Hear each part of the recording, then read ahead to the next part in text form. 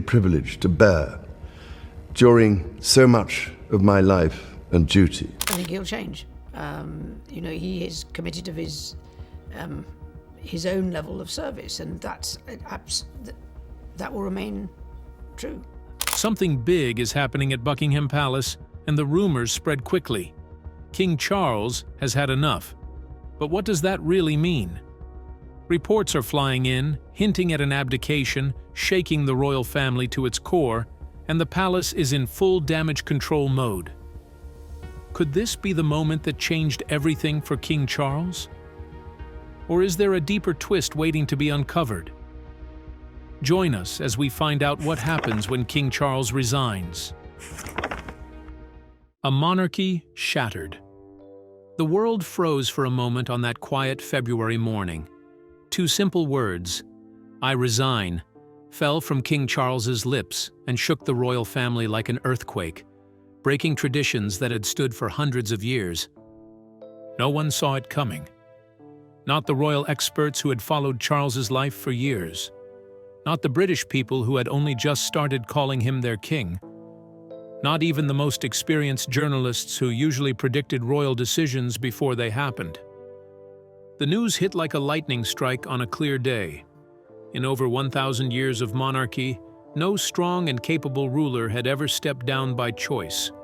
Charles had waited longer than anyone in British history to become king, more than 70 years while his mother, Queen Elizabeth II, led the nation.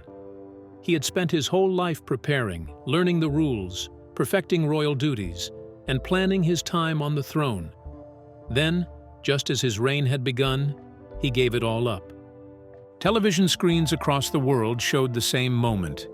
Charles standing in front of cameras at Buckingham Palace, looking tired but sure of himself. Inside the palace, chaos broke out. Royal staff, caught completely off guard, rushed to figure out what would happen next. Phone calls between government offices came one after another, filled with urgent questions no one could answer. Carefully planned royal events suddenly meant nothing. On the streets of London, crowds gathered in shock, staring at their phones. Some whispered, some argued, some wiped away tears. Many just stood still, struggling to process what this meant for a country where the monarchy had always been the one steady thing in an ever-changing world. The questions came faster than answers. Was Charles unwell? Was there a hidden crisis? The palace remained silent, offering no explanation beyond the short statement Charles had read. For Prince William, everything changed in an instant. The future he had been preparing for his whole life suddenly arrived without warning. The crown, which he had expected to inherit far in the future, now waited for him immediately. Cameras captured his tense expression as he drove through the palace gates, a man now facing a destiny he thought was decades away. Within an hour, Prime Minister Harris called an emergency cabinet meeting. Experts in royal law were asked to explain a situation no one had ever planned for.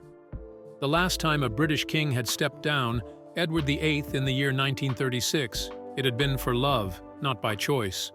The royal family, built on tradition and lifelong duty, now faced its biggest challenge in modern history. It was not because of a scandal or a public uprising, but because of 3 unexpected words from a king who had decided he had enough. As the palace gates shut after Charles's shocking announcement, it begs the question: what pushed a man who had spent his whole life preparing to be king to finally walk away? Living in his mother's shadow. From the moment Charles took his first breath inside Buckingham Palace, his life was never truly his own. The nurses who placed him in his mother's arms were not just handing over a newborn, they were presenting Britain's future, a child bound by duty from the very start. His childhood was anything but ordinary. While other boys ran through fields, climbed trees, and returned home with scraped knees and dirt-streaked faces, Charles was being taught the art of stillness. From a young age, he stood for hours at royal ceremonies, mastering the ability to remain composed under the watchful eyes of dignitaries and the public.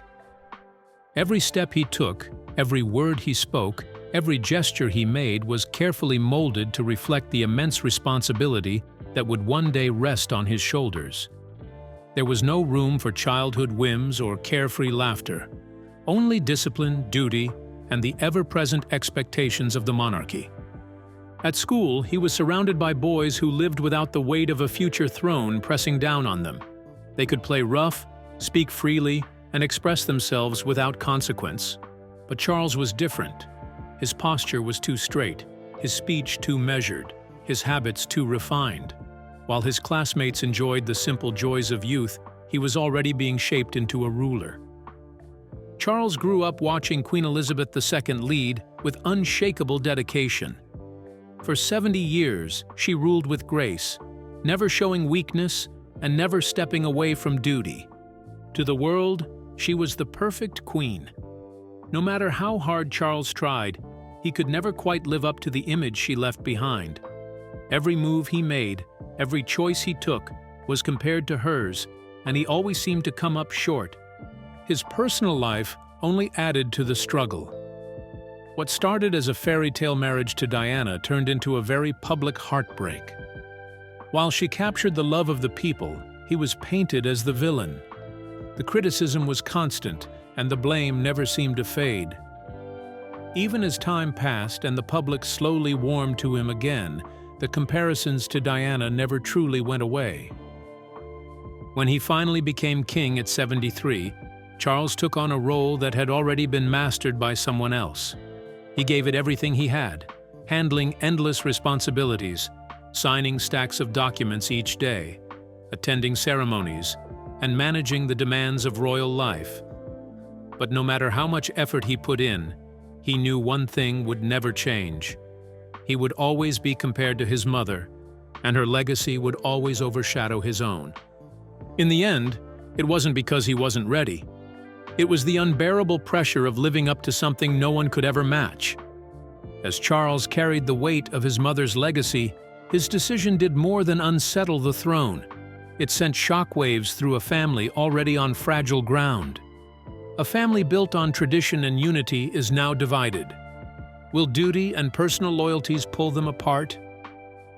The royal family in crisis. The morning after King Charles stepped down, the royal residence felt different. The usual sounds of palace life, the quiet footsteps, the polite greetings, the careful routines were all gone. In their place was a tense silence, broken only by whispered phone calls behind closed doors. Palace staff, who had seen decades of royal transitions, found this moment unsettling. It was not just quiet, it was the kind of silence that happens when trust between family members disappears. Prince William arrived at dawn, his face unreadable as security cameras caught him stepping out of his car. Minutes later, Catherine joined him. She was always calm in public, but that morning, even she looked shaken. They shut themselves inside the East Wing while royal aides waited nervously outside, stacks of urgent paperwork piling up. The burden that had weighed on his father now landed on William without warning. At 43, he had expected many more years before taking the throne. His life had been carefully planned, balancing royal duties while raising his 3 children. Overnight, that plan was gone. William had worked hard to be a hands-on parent, making time for school events and soccer games. But the crown demanded full attention. His children would now see him more in public than at home. Across the ocean, Prince Harry got the news while having breakfast in California. His phone lit up instantly, not with messages from family, but from reporters looking for a reaction. The physical distance between him and the royal family was already vast. Now it felt impossible to cross. Harry faced a no-win situation. If he spoke in support of his father, critics would call it insincere. If he stayed silent, they would say he had abandoned his family in a time of crisis. No matter what he did, the headlines would write their own story. The once inseparable brothers now lived in different worlds. William had no choice but to prepare for his new role immediately, canceling all personal plans.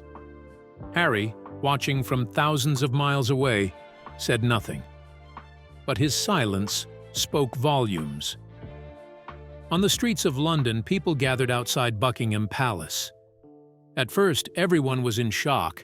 Then, opinions split. Some held signs thanking Charles for his honesty. Others carried messages demanding that duty should come before personal choice. For many, the monarchy had always been a symbol of stability. Now, that symbol felt broken. Some saw it as a betrayal. Others thought it was a long overdue change. Inside the palace, Queen Camilla moved through the halls quietly, avoiding the press. She had spent decades standing by Charles, enduring criticism and rejection to be with him. Now, with his departure, her role became uncertain. She was no longer just his wife, nor fully queen. She was something in between, something history had never quite defined. Princess Anne, Charles's sister, arrived later in the afternoon by helicopter. She walked past reporters without a word, her face serious.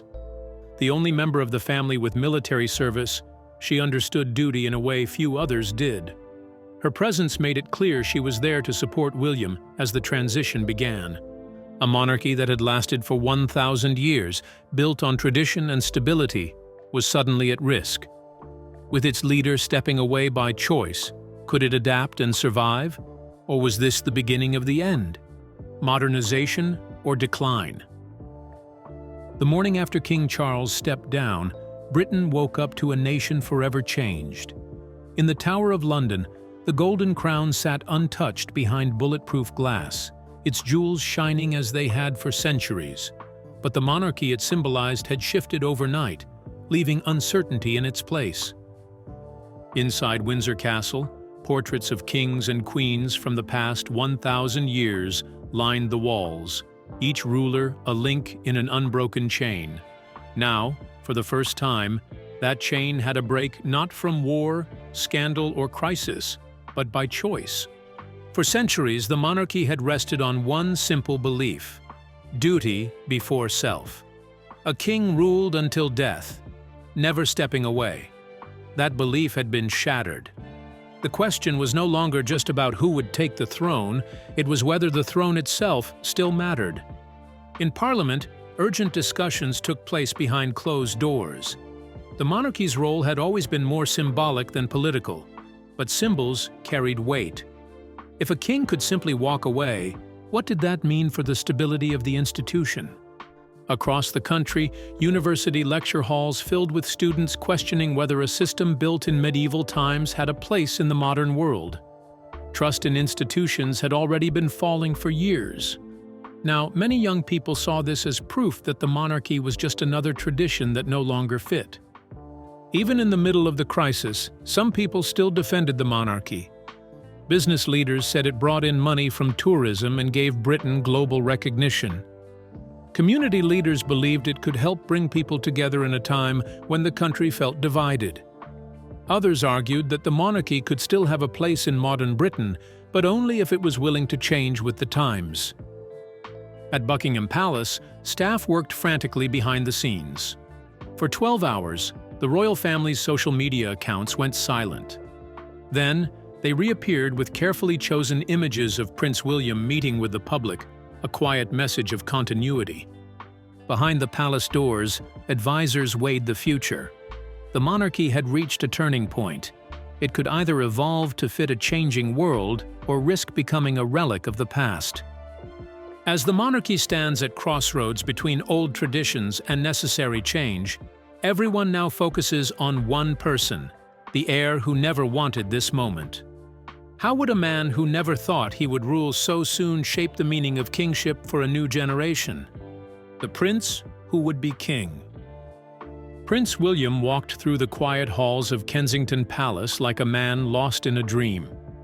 The soft carpet silenced his steps as he passed the portraits of past kings, men who had taken the crown with the certainty that it was their destiny. But none had inherited it like this, through abdication instead of death, by choice instead of fate. For years, his path to the throne had been carefully planned, a slow and steady journey of increasing responsibility. He was meant to have decades to prepare. Instead, everything changed overnight. In the royal nursery, his 3 children felt the shift. Prince George, only 11 years old, now carried a heavier burden. The carefree days of playing football and going to school like any other child were fading. He was no longer just a prince, he was the next in line, a future king whose life had just been set on a faster course. William, who had worked so hard to give his children a childhood as close to normal as possible, now found that effort slipping away. The resignation of his father had changed everything. The careful balance he and Catherine had built was gone, replaced by the unavoidable reality of their new roles. Even his appearance began to change. The casual clothes he once wore disappeared, replaced by formal suits. His way of speaking became more precise, his words carefully chosen.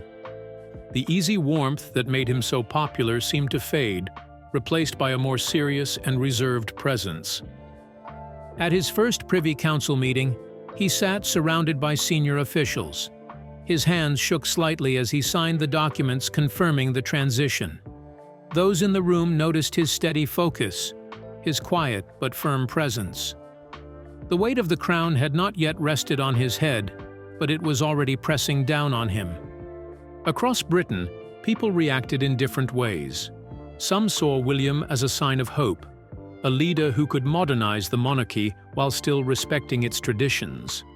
Others wondered if he had the strength to carry the burden, fearing that the role would change him as it had changed those before him. At Buckingham Palace, William made a small but significant choice. He moved his office not to the Grand King's workspace, but to a smaller room overlooking the gardens where he had once walked with his mother. He knew what this role had done to his family.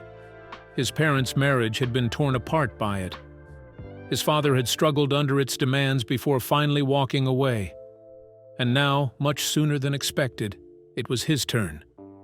As he prepared for his first speech to the nation, the question was not whether he could do the job. A lifetime of training had prepared him for that. The real question was whether the job would allow him to remain the man he had always been. With William trying to come to terms with a crown he never expected so soon, the impact of Charles's decision spread far beyond Britain. If even one of its oldest institutions could change so suddenly, what else might follow? The ripple effect. In the quiet halls of the United Nations, diplomats exchanged uneasy glances.